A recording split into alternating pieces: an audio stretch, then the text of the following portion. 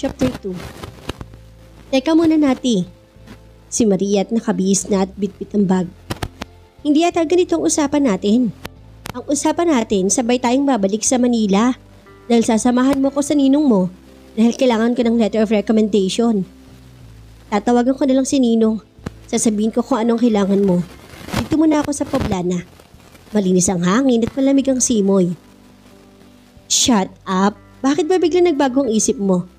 Come on, may lakad tayo ni Robert mamaya at halos nakikiusap na mga mata ni Maria. Nagbago na nga ang isip ko May aasikasuhin ako. Pupunta ako sa munisipyo ngayon. Anya at ibang kislap ng mga mata. Nanlaki naman ng mga mata ni Maria. Kaya naman pala. Seryoso ka ba? Sira ka ba? May syota na ang konsel na yun. Hindi lang basta jowa, fiancé. Alam mo ba ang ibig sabihin ng fiancé? Sermon ni Maria. Sanay na to na kapag may nagustuhan si Nati, hindi maaring hindi makakamit. Pero ngayon lamang nakagusto ang kaibigan sa isang lalaking halos ay nakatali na. Ang masama pa kapag nakuha na ni Nati ang gusto, agad naman itong pagsasawaan. Alam ko, kaya ang mas maganda, mas challenging. I'll get him, Maria. Ipupusta ko sa iyo ang buong closet ko. Sa isip-isip ni Maria ay para akong pumusta na hindi bilog ang mundo. Hindi ka ba naaawa dun sa babae? Pili ang ngiti ni Nati. Mas naaawa ako kay Brandon. He deserved someone better. No, the best. You've seen her and you've seen him. Ani ang umaapaw ang pagkabilib sa sarili. Nagkibit balikat naman si Maria. Sa bagay, mas may bagay kayo. Wika nito. Nang makita nitong isinayaw ni Brandon kagabi si Nati, yaon kagad ang napansin nito. Parang nilalang ang kaibigan niya at ang lalaki para talaga sa isa't isa. Pero ang gulo si Nati na nagiging kahawig ni Brandon and vice versa. At hindi lamang ito ang nakapansin, maraming bisita ang nagkomento. Ang totoo kung hindi pa sinayaw ni Brandon si Nati, hindi ito mapapansin ng mga tao. Kahit pa mataas at magandang lalaki.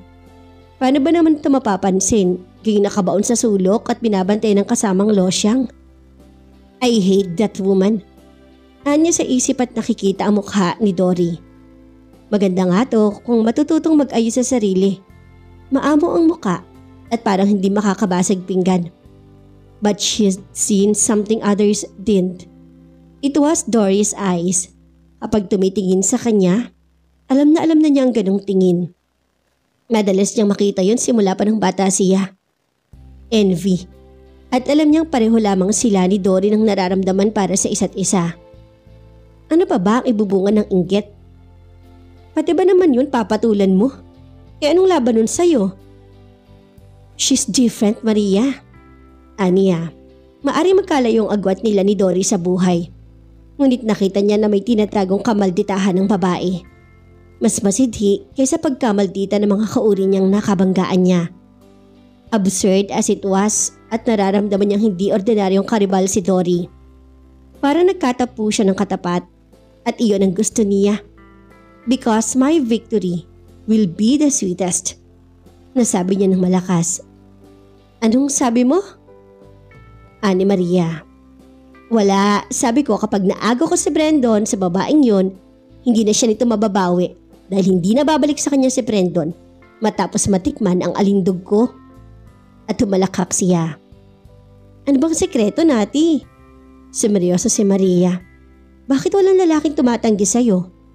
Lalo pa lumakas ang tawa niya. Suspense, Maria. Mystery. In other words, ibitin mo lang sila sa mga salawal nila. They hate it, but they'll keep on trying because men are vain. Hindi lang sila nagme-make up, pero mas vain pa sila kaysa mga babae. Bilib sila sa mga sarili nila. You sound like a man-hater. Putol ni Maria. I'm not. I just can see through them.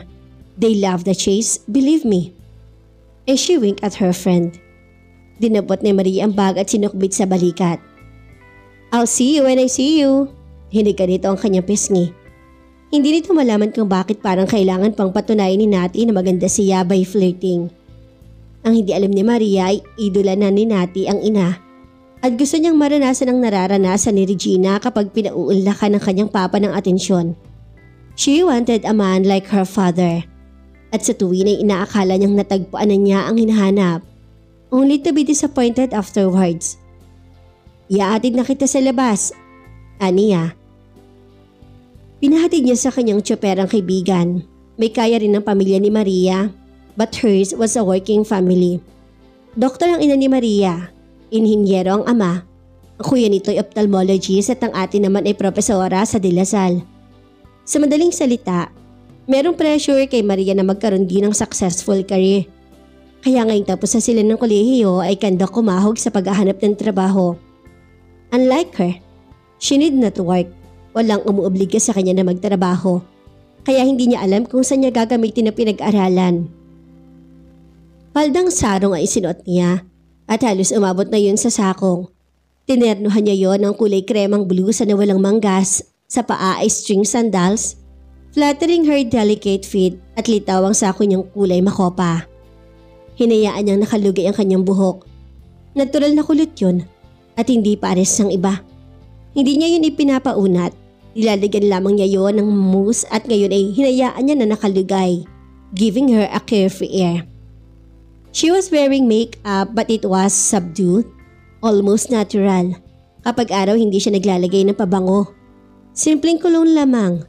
Bata pa siya, yun na ang gamit niya kaya parang tumikit na sa katawan niya ang amoy niyon. Ang resulta ay amoy sanggol siya. She knew it, men love it, and Brandon will love it. Nasa gym ang kanyang ina at doon nagpapamasahe sa physical therapist. Akala ko sasabay ka kay Maria. Anito nang makita siya sa pinto. May lalakarin pa ako. Baka bukas na lang ako umuwi sa Maynila. Ani at nagpaalam. Tamang-tama lamang naman ang dating niya sa munisipyo. Lunch break at alam niyang naroroon si Brandon sapagkat tinawagan muna niya ang sekretarya nito. Anong... Si Brandon na makita siyang nakatayo sa pinto ng opisina nito. I told you I'm going to interview you. Since it's lunchtime, I'm inviting you. My treat. Aniya. Pwede bang sa ibang araw na lang? May importante akong appointment ngayon eh. Napatingin sa sekretary nito si Brandon and knew it was useless. You're clear, Brandon. Aniya. Hindi lamang niya tinanong sa sekretarya kung naroon ng lalaki. Ipinarecite din niya rito ang schedule nito buong maghapon. Hanggang mamayang 3:00 ay bakante ito. Napabuntong hininga ang lalaki. We can do the interview here. Anito and gestured her to sit. I'm afraid that's not what I have in mind. Besides, hindi ka ba nagkugutom? The session could be so tiring, lalo na't maraming kumukontra. Wika niya. Sir, mauna na po ako. Sabat naman ng sekretary at tumango si Brandon. Ano ba talaga ang gusto mo? Tanong nito sa kanya paglabas ng sekretarya. I want to have lunch with you. She walked to his desk and sat at the edge sideways so she could see him. Hindi nga ako nagugutom. Kung gusto mo, kumain ka muna. Bumalik ka na lang mamaya para sa interview. Ano itong nakakatsak na wala naman talaga siyang balak na mag-interview? Come on, Brandon. Ano bang masama kung mag-lunch tayo? Matutuwa pa mga tao at babango pangalan mo kapag nakitang magkasama tayo. Saad niya. Ngumiti si Brandon. Half smile actually. She's lovely, all right, but too confident, too strong and too much. Anito sa sarili. Siya ang kabuuan ng ayaw nito sa isang babae. Isa pa ay nahanap na nito ang gusto. Kay Dory. Simple, maganda rin naman, mababang loob. Higit sa lahat kapag kasama nito si Dory, pakiramdam ni Brandon na ito si Superman. Dory needed him. Kung ayaw mong kumain muna, simulan na ang interview. Anito sa tono ng pananalita ay talagang walang balak na makipagkaibigan man lamang sa kanya. Tumawa siya. You're cute, you know why I'm here? Yes, I know you why you're here. At hindi ako interesado sa'yo. I'm getting married. Diin ni Brandon. So what? Iniimbita lang naman kita na mag-lunch ah. I will not be a part of your game, Nati. Leave me alone, please. Anang lalaki. Tumindig siya. Alright, kung iyan ang gusto mo. Tumunog ang telepono at bago pa yun madampot ni Brandon ay naunahan na niya. Yes? Si Brandon. Tinig ni Dory na nagtataka yata kung bakit hindi tinig ng sekretary ang narinig. Tinapunan niya na makahuligang sulyap si Brandon. He's here, but he can't talk to you. We are busy. Is this Dory? I thought so. Tumawag ka na lang mamaya. At inagaw ni Brandon ang telepono habang malakas naman ang tawa niya. Dory? Dory! Galit na binaba ni Brandon ang instrumento. Get out of here! Nabigla siya at hindi agad nakareact. I said, get out! Nakaturo sa pintong isang kamay nito. Nakabawi naman si Nati. Who do you think you are? Kilala mo naman siguro ako. Wala akong pakialam kung sino ka man. Ayoko makita ang pagmumukha mo dito. Get out! Namumula sa galit ang magkabilang tenga nito.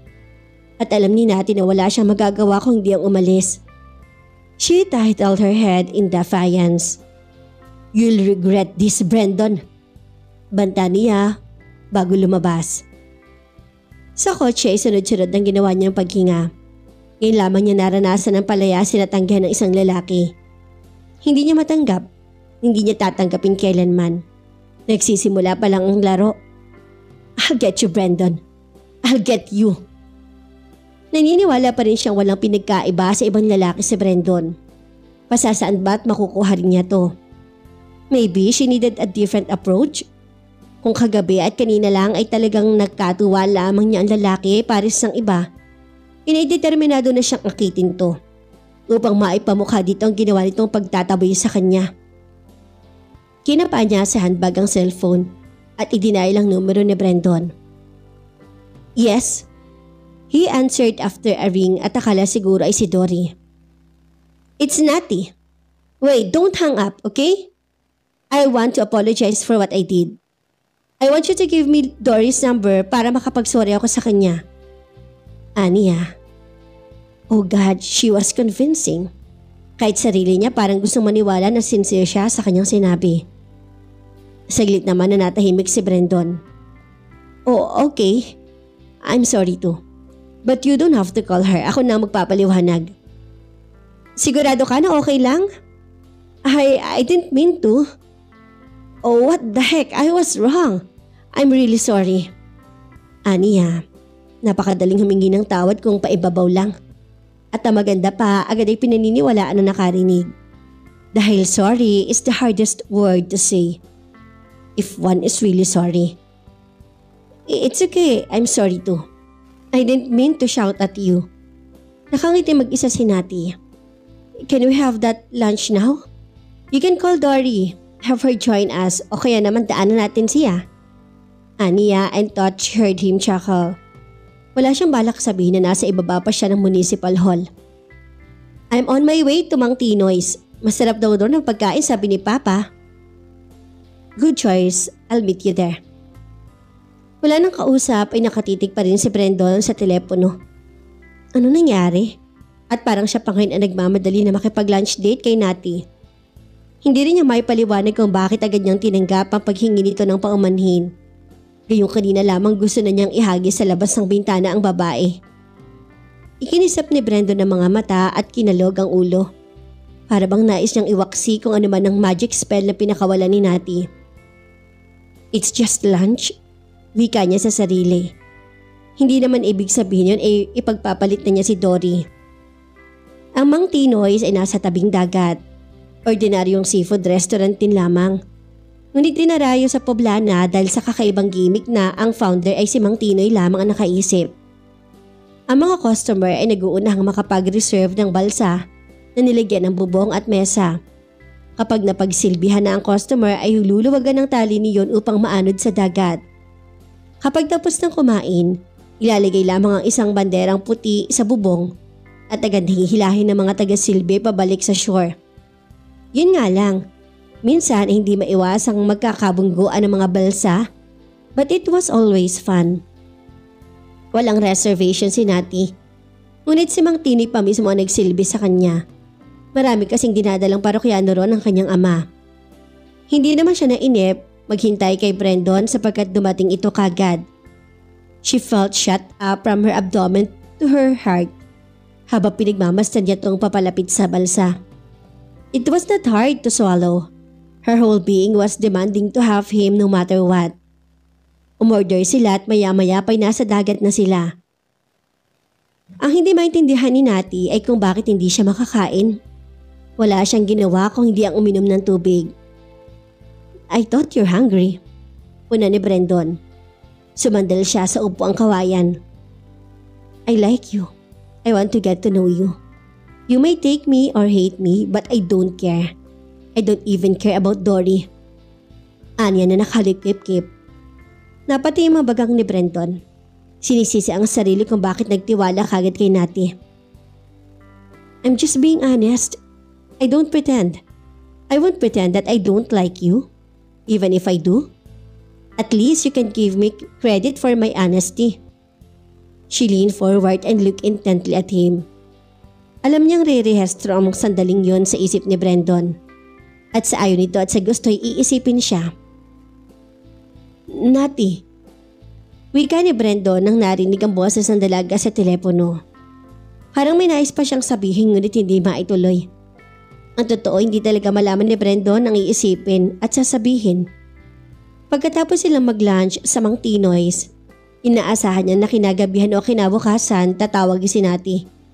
O di kaya bigla na lamang susulpot sa munisipyo. Ngunit hindi ganoon ang nangyari. At aminin man niya at hindi, nakadama siya ng disappointment. Sa loob ng mahigit 2 linggo ay wala siyang narinig na anuman mula kay Natty. Hanggang ngayong umaga. I'm here in Manila. Sorry kung hindi ako nakatawag. I was busy. Damn you. Sigaw ng isip ni Brandon. Bakit buong buwan tiwala ni Natty na inaasahan niya ang tawag nito? Hinihintay? And he hated her for making him feel exactly like that. Waiting. There's a party tonight at ikaw ang gusto kong escort. Sundin mo ako sa bahay mamayang 8 o'clock? Wika ni Natty. Are you crazy? Papupuntahin mo ako ng Manila? Ani Brandon at naiinis ngunit tumahanga sa guts nito. Parang tiwalang-tiwala to na gagawin nga niya ang nais ito. Why not? May sasakyan ka naman. Madali lamang nahanapin ang bahay namin. Hintayin kita. Ani to. I'm not sure, Natty. May kakausapin akong tao. Ani Brandon, wondering why the hesitation. Pwede naman niyang tumanggi ng tahasan. Hintayin kita. You don't have to dress up. Casual lang yung affair. Sa house lang ng friend ko, 8 o'clock. Ibinaba ni Natty ang telepono bago pa nakatutol si Brandon. Besides, kung tama to nakapares din ng lalaki ng iba, he'll be there.